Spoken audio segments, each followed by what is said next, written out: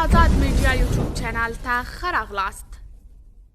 طالبانو دولتي کارکوونکو ته د ګیرې پرېښودلو او خولۍ یا لنګوټۍ پر سرولو امر کړی.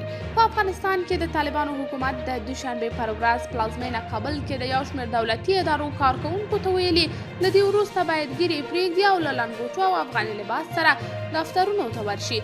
د طالبانو په حکومت کې سرچینو هم بي بي سي ته تایید کړی چې د امر بالمعروف او نهي عن المنکر وزارت په دې تړاو دولتي کارکوونکو ته جدي سپارښتنه کړې. د طالبانو د بهرنیو چارو وزارت کې یوې سرچینې بي بي سي پښتو پاڼې ته وویل د دوشنبې پر سهار دفتر ته د ننوتلو پر مهال د امر بالمعروف کسانو لخوا ودرول شو.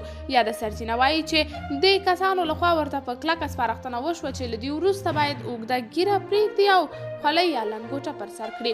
په ورته مهال د رویټرز خبري اژانس هم د سرچینو له قوله د طالبانو د دې وروستي ګام پخلی کړی دی. یاد اژانس وایي طالبانو دولتي کارکوونکو ته ګواښنه کړې چې که د ګیرې لنګوټې او لباس په تړاو د دوی پر امر عمل ونه کړي نو له دندو به ګوښه کړل شي. طالبانو رسما د دې پرېکړې په اړه کوم اعلان یا وضاحت نه دی ورکړی او په دې تړاو یې د بي بي سي پوښتنې ته هم ځواب نه دی ویلی. یاد دې وي چې طالبانو په خپله تېره واکمنۍ کې د ګیرې او خولیو په اړه سخت دریځ درلود او په ټول هېواد کې نارینه اړ و چې ګیرې وساتي او خولۍ یا لنګوټه پر سر کړي. قدرمنو لیدونکو، تاسې د طالبانو دا ډول اقدامونه څنګه ارزوئ؟ نظریات مو راسره په کمنټ کې شریک، ویډیو لایک او چینل سبسکرایب